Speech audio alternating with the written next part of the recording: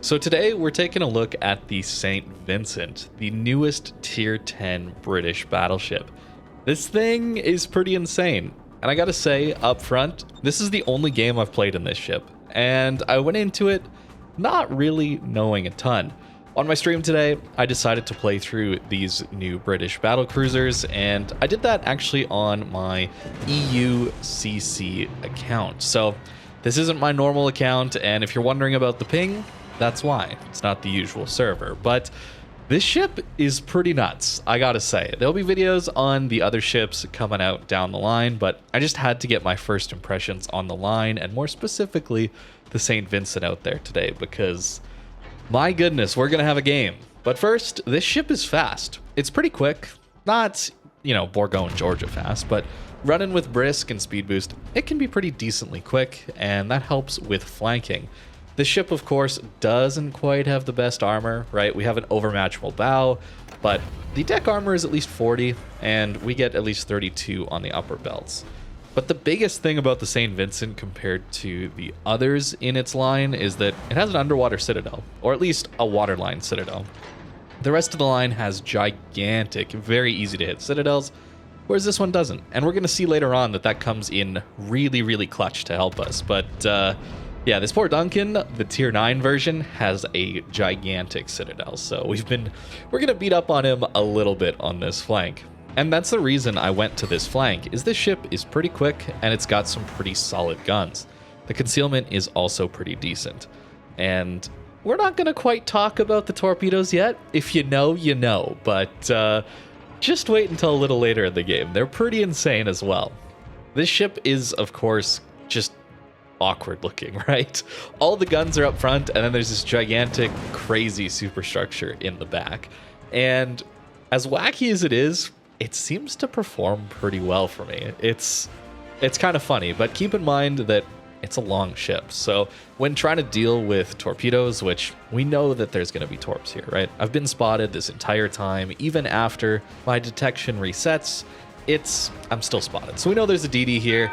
And that's spooky because I need to get back towards the middle of the map. We haven't had a huge impact on this game so far, and with the way the enemy team is positioned, they could run over our forces on sea pretty quickly. Fortunately though, the first set we do manage to just barely dodge, and that hopefully is going to let us turn back in and get ourselves towards the fight. You'll notice the heal. That's something else to be very mindful of here. The ship only has 79k HP, but yeah, it gets that classic British super heal. So HE damage really isn't a big deal. It's the torpedo damage and armor-piercing full pen damage that's the really scary stuff. So when we're taking a bunch of high explosive damage, especially fire damage, I don't really care as long as I have my heal available. It's not quite the Conqueror levels of memery where you just sit in front of people eating fire after fire after fire and it really doesn't matter, but it's still pretty tanky thanks to this super heal. But that doesn't mean this is a frontline battleship. I guess not really any battleships are all that frontline these days, right? They all are pretty easy to do damage to. They're meant as flanking long-range artillery support ships, and this line is very much in keeping with that role. From mid to long range, I found these guns to be surprisingly accurate. Even though they have pretty poor Sigma throughout this entire line, they do get battlecruiser dispersion, and at least on the higher tiers, it does feel pretty decent.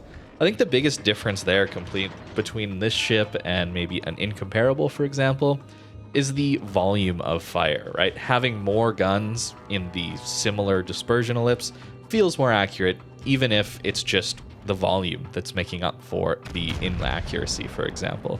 So for me personally, I've been enjoying this ship much, much more than the Incomparable, and the rest of the line too.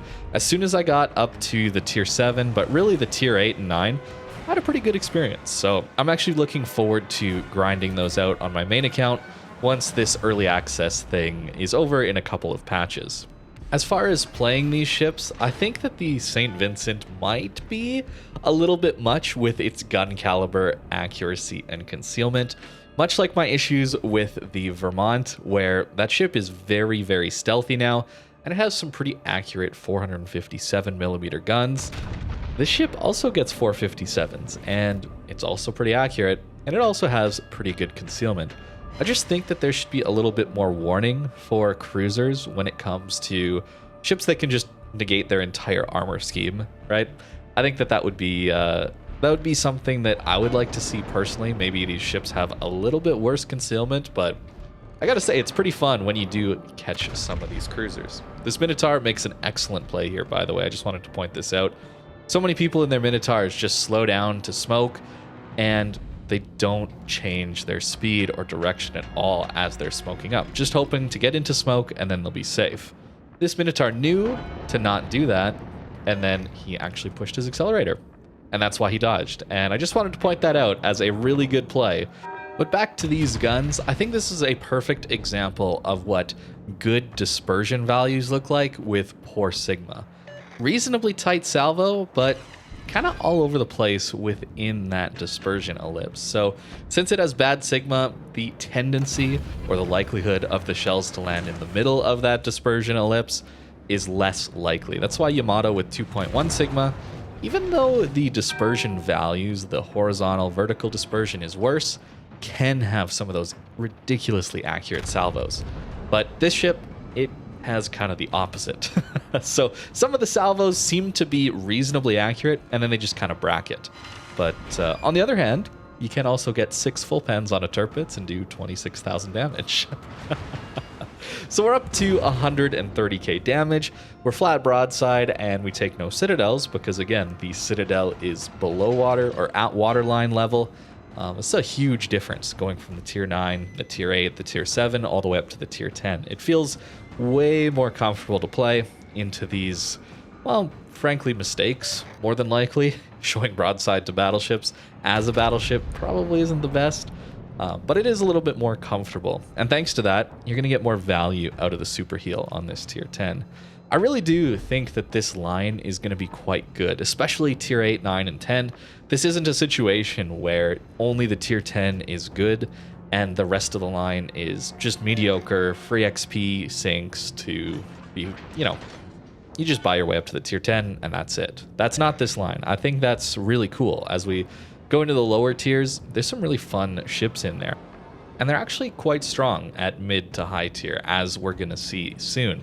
We're about to be in a 5 versus 9 situation. I have no kills, a decent amount of damage, but we're going to need to carry this game out. Notice the minimap here. We're about to be facing the rest of the enemy team, the ones that have pushed through and killed most of our teammates in C, basically by ourselves. Cyclones can be a lot of fun, but in this situation, yeah, we're pretty outnumbered here. But this really was an eye-opening moment where a battle cruiser with seemingly poor armor, at least on paper, can do some absolute work. So first of all, we're going to deal with the tier 9 French cruiser. Bow in, but these big guns are pretty accurate and they hurt. So that's our first kill. And now all we need is the enemy team to push into us one by one. That's all I was hoping for here. Obviously they shouldn't do that. They should all just blitz me, right? And then they'll take me out, no problem. But yeah, they're gonna rush me one by one. So here we go. Petro is first. What do? Well, we know he has an icebreaker, so we aim just a little bit above that, overmatch straight through his upper bow, and get ourselves around 10,000 damage. Aren't these some weird torps, though? Look at that little wiggle. And more importantly, let's check out the damage. Yeah, 23k from one torp. And then our secondaries finish him off. So these torps are a bit of a gimmick, but they're a strong one, and they make this ship an absolute beast bow in at close range. These torps have 10 kilometers of range, and they do 30,000 damage.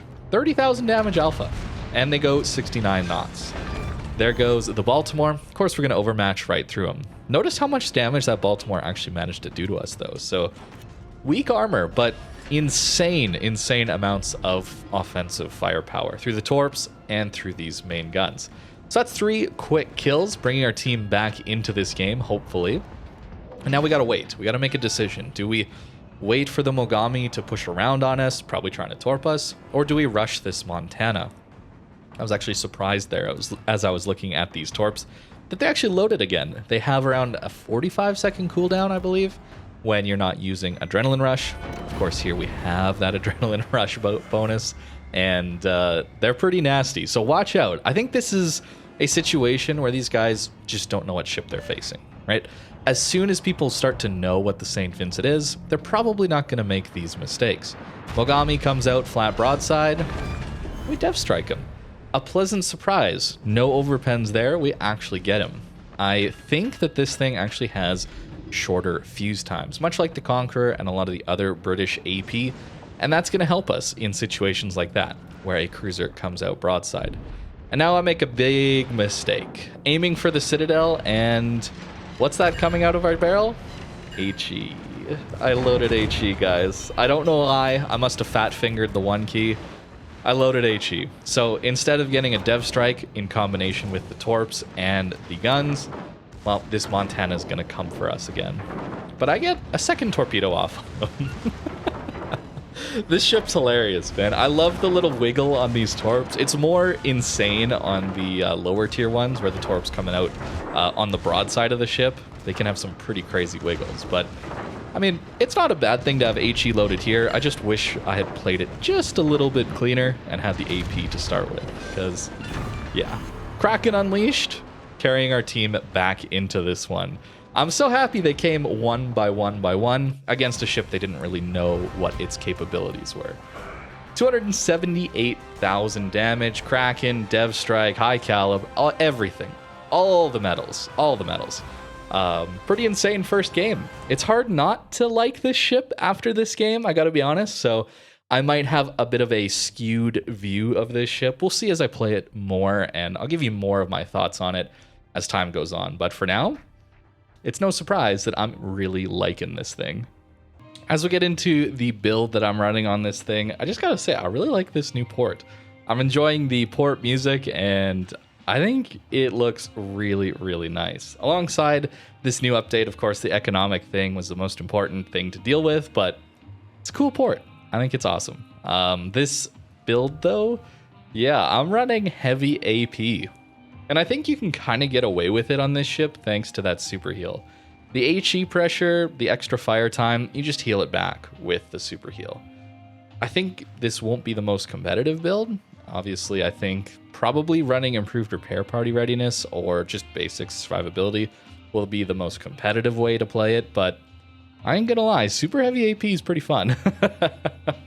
And the reason I think improved repair party readiness would help is the relatively low hit points, right? We're gonna get more value out of this potential damage buildup quicker, and getting through those heals is how this ship tanks. It doesn't tank thanks to good armor, it tanks thanks to this super heal. A lot like the Conqueror plays, although this one doesn't have the armor of a Conqueror. I do have Gun Feeder since the HE is pretty good still on this thing. It's insane fire chance, and given the reasonably good dispersion, even though the Sigma's not great, Battlecruiser dispersion with 63% fire chance, 7100 alpha shells, pretty good HE. Although, personally, I do enjoy shooting the AP just a little bit more. Thanks to the good concealment, we're taking Brisk. It's not the best value here since our reload is 26.4 seconds base here. I think that with Vermont having that 40-second reload, the value of Brisk is just astronomical on Vermont. It's so good. I can't expect every ship to be that valuable, but it is nice here with the speed boost, speed flag, and Brisk. You got a pretty fast ship, and this thing does work extremely well on a flank. Other than that, it's a pretty standard build, I would say. As far as the equipment is concerned, yeah, reload, because this thing actually has some pretty good range. 20 kilometers of range is more than enough given the 12.8 kilometer concealment and the general playstyle of this thing being a flanking support ship. Taking concealment, pretty obvious. Taking rudder, not taking damage control, because again, these super heals more than make up for and can heal through all of the fires that we're going to be facing. I'm definitely taking aiming systems still since we want the best dispersion possible. The turrets are actually surprisingly quick. 34.5 seconds is pretty fast for 457mm guns, and more than enough for this to feel pretty comfortable. As far as the armor, here you can kind of see what I meant. Yeah, 25mm bow is not amazing, but 32mm upper belt and especially a 40mm deck armor is pretty good. You're going to be shattering most HE on this, And even though you have a gigantic superstructure, this ship is pretty long, it's pretty quick, and with this rudder upgrade, we got a 13.5-second rudder. This thing can move around in the water, especially given that it has a speed boost. I think that the rudder mod plus speed boost makes this thing pretty maneuverable and potentially a little bit difficult to hit. And I think that this thing is going to be a lot of fun, pretty good, but maybe not meta-defining. We'll see as people get used to shooting at it, right? For now, I had an amazing game, but people didn't really know what this ship was capable of. So they rushed in and ate these 30k alpha torps. I don't think that's going to happen very often in the future, but for now it made for a pretty fun, entertaining first game. So thank you very much for watching. I hope you enjoyed, and I hope you have a great rest of your day.